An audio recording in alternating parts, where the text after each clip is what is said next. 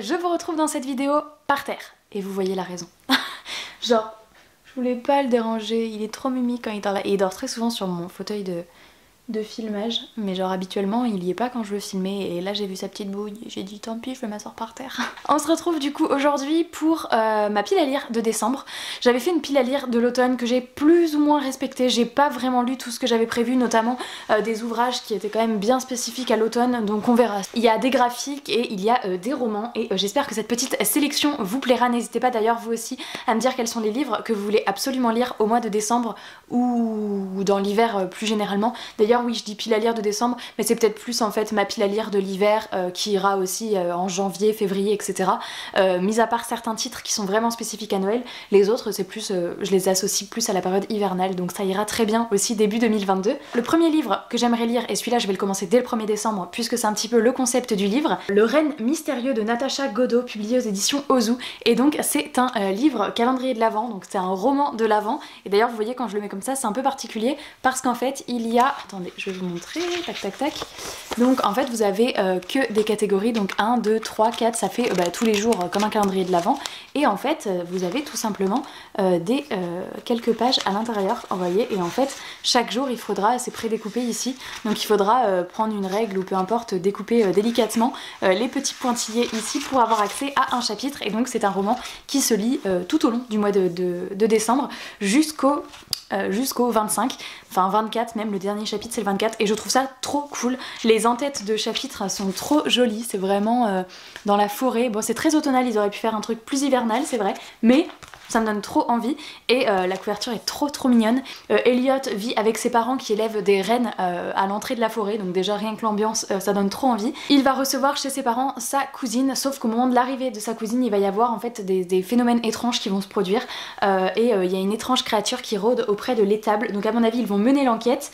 Et puis d'ailleurs, ah oui, un renne a un comportement bizarre, notamment son pelage qui brille étonnamment, et on dirait presque qu'il s'envole. Serait-il magique? Donc il va y avoir un petit rapport avec le Père Noël je pense que ça peut être trop cool si vous aimez la littérature jeunesse ou même pour découvrir avec un enfant. Ce roman a été conseillé pour les 8 ans et plus, mais je pense que ça peut être lu avant 6-7 ans si l'enfant est accompagné d'un parent tous les soirs comme ça pour la petite histoire avant de dormir. Ça peut être trop cool. Moi en tous les cas je vais me faire un plaisir et de le déguster chaque jour de décembre, où j'ouvrirai mon petit chapitre en même temps que mes calendriers de l'Avent que je vais avoir pour cette année. Le deuxième livre que j'ai prévu de me lire, et j'ai l'impression que je le mets tous les ans dans ma pile à lire de l'hiver, peut-être qu'un jour je vais finir par le lire, mais il s'agit de Cœur de loup de Catherine Rundell, publié chez Gallimard Jeunesse. La couverture est trop jolie, et celui-là je peux le lire qu'en hiver, sauf que j'aimerais bien un jour le lire vraiment. Il est illustré, donc il y a pas mal de pages avec hop des petites illustrations comme ça. On suit une jeune fille qui a grandi parmi les loups, et d'ailleurs elle va tout faire pour devenir maître loup comme sa mère je crois avant elle, ouais, voilà, comme sa mère, mais en fait son rêve est anéanti lorsqu'il y a une armée de tsars qui viennent tout piller, et ils kidnappent même sa mère. Elle va partir avec sa meute de loups dans les décors enneigés de Sibérie etc. pour à mon avis aller sauver sa mère. C'est un roman qui a eu pas mal de bons avis je crois. Là c'est juste que le décor me fait penser à l'hiver, parce que sinon c'est pas très noëlesque, ça a même l'air d'être un peu peut-être, je sais pas si on peut le mettre dans drame ou quoi, je sais pas trop quelle va être la finalité de cette histoire, mais je pense que ça peut être sympa, un petit peu comme conte hivernal, enfin je sais pas, ça me fait penser à une ambiance un peu conte, mais en fait voilà, pas du tout, hein, je l'ai pas lu, j'en sais rien, mais il me fait pas mal envie. Alors celui-là peut-être pas pour la période de Noël, mais peut-être plus après pour le mois de janvier-février, à voir, mais il me fait bien envie, et je me dis si je le sors pas, rebelote peut-être l'hiver prochain, mais j'aimerais bien le sortir celui-là quand même. Alors un livre que là je mets plus aussi dans le mois de décembre, là pour le coup, plus Noël, parce que je trouve que ça s'y prête bien, ça me fait un peu penser au Harry Potter dans certains mécanismes de l'histoire, même si après c'est vraiment une histoire bien différente, mais il s'agit de Rosewood Chronicle. Là c'est le tome 3, Princesse à Tokyo de Connie Glynn. J'ai reçu le tome 4 aussi qui est sorti récemment, et j'ai adoré le tome 1 et 2, j'adore, c'est une ambiance un petit peu doudou où je suis bien dedans, avec quand même des complots et des trucs où on flippe un peu pour les persos, mais j'aime bien, c'est une plume qui est assez fluide, et quand j'ouvre ce livre je sais que je passe un bon moment, j'aime bien l'ambiance, j'aime bien les personnages, donc j'ai bien envie de me le caser prochainement. Un livre que j'aimerais également beaucoup lire et que Tristan a déjà lu, il a adoré, c'est Prospérine, virgule point et la phrase sans fin de Laure Dargelos, qui a été publié chez les éditions Rivka. C'est un joli livre en hardback, donc en couverture rigide. La spécificité de ce livre c'est vraiment la mise en page, il y a vraiment une mise en page qui est hyper intéressante, donc il y a des pages évidemment classiques, vous voyez comme ça, mais il y a aussi des moments où il y a des trucs vraiment assez sympas, il y a des illustrations en couleur, et voilà, vous voyez il y a des choses un petit peu surlignées, il y a des illustrations comme ça, il y a des fois le texte est décalé, des mots qui sont écrits plus gros que d'autres. Là vous voyez il y a les personnages qui sont incrustés. Enfin vraiment c'est un livre qui a l'air assez original et dans sa mise en forme et dans son histoire, puisqu'on est dans un livre typiquement qui parle de littérature, puisqu'on est dans une petite bourgade qui s'appelle Demi-Mot, où en fait les habitants, leur travail c'est de polir et de réparer les lettres tout au long de l'année. Prospérine, bah, son nom de famille c'est quand même virgule point, donc vous voyez il y a plein de choses avec les jeux de mots etc. Et eh bien elle va retrouver un corps à l'intérieur de sa boutique, donc en fait on est dans ce qu'on pourrait appeler un cozy mystery. Je n'en ai jamais lu mais vous voyez ce genre d'histoire où il y a quand même une enquête parce qu'il y a eu un meurtre, donc c'est un peu trash, mais on appelle ça cosy parce que c'est quand même le genre de petite lecture où il y a une bonne ambiance et où on est bien dedans et on n'est pas sur un gros polar avec du sang partout et une ambiance flippante, mais il y a quand même un meurtre, donc Cozy Mystery, je n'en ai jamais lu, je découvrirai le genre avec celui-ci, et si tout était lié à cette mystérieuse phrase sans fin laissée en suspens par l'auteur. Tristan a beaucoup aimé et puis j'ai vu beaucoup de bons avis sur ce livre, donc celui-ci j'espère me le caser également. De toute façon comme tous les livres que je vous montre, puisque c'est ma pile à lire de l'hiver. Celui-ci que j'ai depuis l'année dernière et je peux vous dire que celui-là j'ai trop envie de le lire, c'est je pense le plus beau livre de ma bibliothèque, enfin en tous les cas si c'est pas le plus, il fait partie du top 3 et le tome 2 va bientôt sortir ou est sorti, il me semble que c'était pour cette fin d'année. Il s'agit de Moitié d'âme, chronique des 5 trônes, publié chez Gulfstream Éditions et alors on est typiquement sur ce que j'adore, vraiment, en plus on dirait un peu une carte cette première de couverture, le dos du livre comme ça magnifique avec le vernis sélectif à certains endroits, le dos du livre qui est absolument magnifique et la tranche qui est voilà, bleu avec des petits dessins, et sinon après c'est un roman classique, c'est un roman de fantasy. En plus ça fait longtemps là que je me suis pas plongée dans un bon univers de fantasy etc. Tristan avait lu et adoré, mais surtout que l'objet livre, et puis il fait tellement hivernal, j'ai pas pu le lire l'année dernière, j'ai pas trouvé le temps, et du coup c'est le genre de livre pour moi qui est clairement thématisé saison, et je me vois pas le lire au printemps ou en été. C'est la couverture qui fait ça, puis c'est totalement subjectif, vous pouvez l'avoir lu au mois d'août en pleine canicule et avoir adoré, c'est complètement subjectif et personnel ce ressenti, mais là c'est typiquement le genre de couverture que je ne peux pas sortir à un autre moment de l'année que l'hiver, donc peut-être pas au mois de décembre, mais celui-ci janvier-février, ça me paraît pas mal. Et alors pour ce que ça parle, je n'en sais absolument rien. Je vois fae, mage, trône, terre du nord, l'hostile forêt, des fae de l'hiver. Bon, j'ai pris quelques mots-clés dans le résumé, j'ai pas trop envie d'en savoir plus celui-ci et j'ai hâte de me lancer dedans, vraiment. Et alors la couverture du tome 2 qui a été annoncée, elle est magnifique, vraiment elle est trop jolie. Celui-ci qui me fait super envie également, c'est Les Contes détraqués de Adeline Leroy, publié chez Poulpe Fiction, qui est aussi un petit livre en couverture rigide que j'ai reçu récemment. Alors l'objet livre est vraiment canon. On est sur un petit jeunesse où, en gros, les contes partent dans tous les sens. C'est la panique à Anecdotia, voilà, un petit jeunesse qui est illustré également. Ça, je me dis que ça peut être parfait pour la période avant Noël, typiquement ce que j'adore lire. Je fais que de dire typiquement, non ? Typiquement, globalement, tous les mots en je sais pas, je les fous partout. J'ai très envie de découvrir également Où est la vraie vie, donc le Twisted Tale de Liz Braswell, d'autant que c'est le livre qui a remporté le plus de votes dans ma dernière vidéo, vous choisissez ma lecture. Donc, écoutez, il y avait aussi Rosewood Chronicle qui était en face à face, et j'avais très envie de lire les deux, je vous l'avais dit de toute façon. Donc on verra si j'arrive à lire les deux. La priorité serait à celui-là, puisque c'est celui qui a remporté le plus de votes. Et de toute façon, si je décide de lire celui-là, je vous le ferai en vlog, comme pour Tant pis pour l'amour. Voilà, ce format, vous choisissez ma lecture, a évolué en un format vlog où je découvre le livre avec vous avant de vous faire voter. Je trouvais ça très sympa, et comme vous avez comme j'ai eu pas mal de retours positifs, je me suis dit que ce format vous plaisait bien, donc j'allais continuer comme ça. Donc ce sera le Twisted Tale sur Réponse, donc et si la mère de Réponse avait bu la potion de la mauvaise fleur. Donc, on imagine qu'elle n'aurait pas eu tous ses pouvoirs éternels pour la jeunesse, là, ceux qui connaissent Réponse, à voir où ça pourra aller, mais j'avais adoré celui sur Cendrillon, et d'ailleurs dans cette pile à lire, j'ai hésité à mettre aussi celui de... Ah non, ils sont super hauts. Histoire éternelle de La Belle et la Bête, parce que La Belle et la Bête, ça fait bien hivernal aussi. Et si la mère de Belle avait maudit la bête. Et j'ai hésité, je me suis dit, comme ils ont voté pour celui-là, on va mettre celui-là.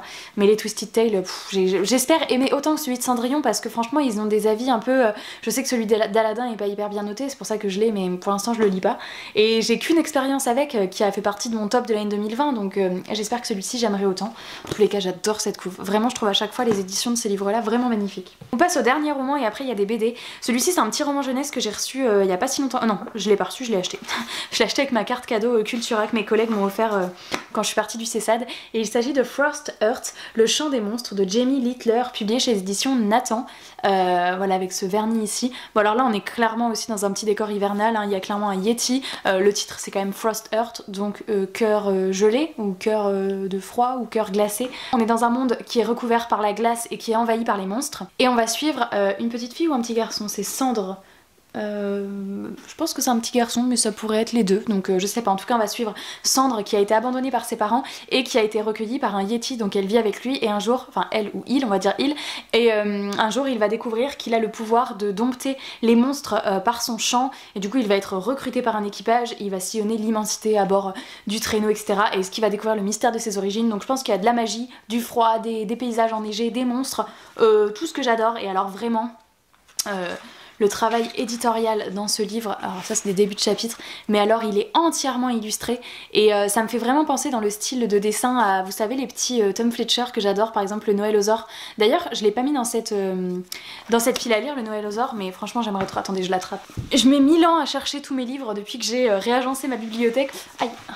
Ah t'as dit je suis moins confort que toi hein. Parce que là j'ai juste ma pile à lire ici et là ils sont rangés et j'ai pas trop encore intégré où est chaque livre. Bref, donc c'est celui-ci, donc le Noël aux Ors de Tom Fletcher, et vous voyez avec ces illustrations un petit peu comme ça en grisé, et super joli aussi ce livre là. Et en général à chaque fois qu'on me demande est-ce que t'as des recommandations de livres de Noël, la première question que je pose c'est est-ce que tu aimes la jeunesse, et si on me répond oui, je conseille celui-ci. Vraiment ça avait été une super lecture, tellement belle, avec des...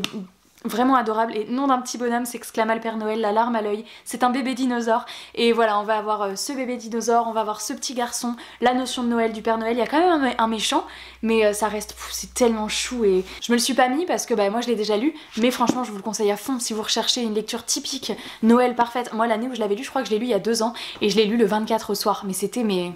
pépites.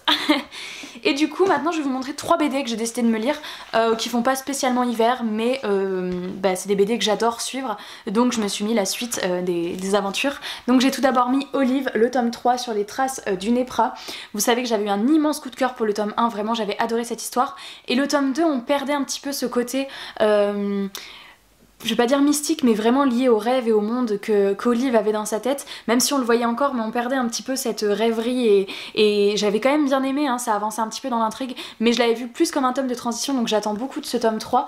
J'espère retrouver ce qui m'avait vraiment séduite dans le tome 1, même si je vous dis, hein, le tome 2 a été une super lecture, mais le tome 1 ça avait été vraiment un coup de cœur, ça m'avait vraiment beaucoup touchée, et j'avais été hyper réceptive à tout ce qui se passait, à l'histoire, au personnage d'Olive, aux thématiques abordées, aux illustrations, et ce tome 2 m'a un peu moins fait l'effet coup de cœur, mais du coup j'ai très hâte de découvrir ce tome 3, et le tome 4 sortira en septembre 2022 il me semble. Par contre pour me relire celui-là je vais peut-être relire les 2 premiers. Ensuite j'en ai mis 2 autres. J'ai mis La boîte à musique tome 5, donc là c'est pareil, alors je pense pas relire les 4 premiers tomes parce que clairement voilà, mais au moins le tome 4. Je l'ai lu il y a quelques mois, mais je pense le relire pour enchaîner sur ce tome 5, cette BD est toujours aussi belle.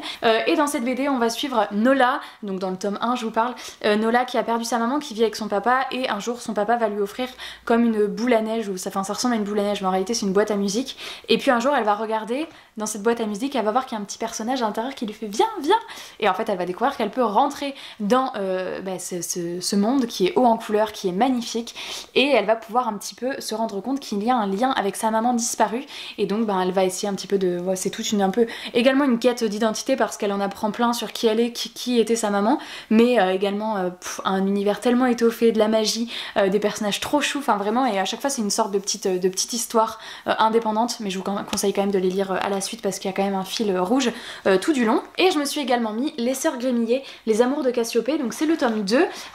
J'avais lu le tome 1 que j'avais beaucoup aimé, où on suivait cette fratrie, ces 3 filles qui découvraient un petit mystère autour de leur maman, et il y avait une belle notion je trouve qui était abordée, et du coup j'étais curieuse de voir quelle direction ça allait prendre dans le tome 2. Là pareil, le tome 1 par contre je l'ai lu il y a longtemps, donc je vais le relire. Bon, quand c'est des BD c'est moins gênant, je me refuse moins de lire des tomes parce que déjà j'adore replonger dans l'univers graphique d'un truc que j'ai aimé, et puis en plus ça permet d'avoir vraiment tous les éléments en tête pour continuer.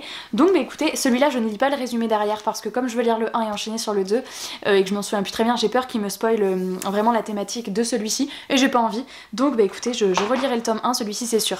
La boîte à musique je relirai peut-être juste le 4, et Olive je vais relire les 2 parce que le 1 avait été un tel coup de cœur que ça me dérange pas de le relire. Donc voilà les 3 petites BD que je me suis mis pour cette période. Et puis c'est fini, j'ai fait ma pile à lire. Alors comme je le dis à chaque fois, c'est les livres que j'ai envie de lire maintenant.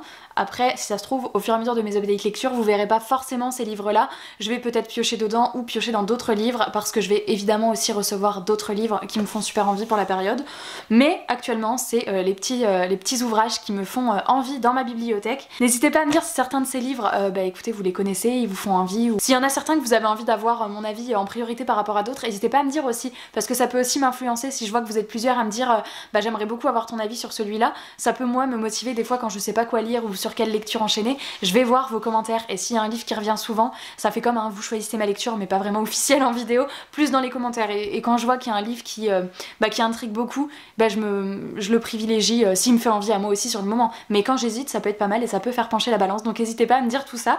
En tout cas je vous remercie d'avoir regardé cette vidéo qui était un petit peu différente dans l'installation devant la caméra, même si ça vous change rien. Je vous fais plein de gros bisous et je vous dis à très bientôt dans une prochaine vidéo. Ciao!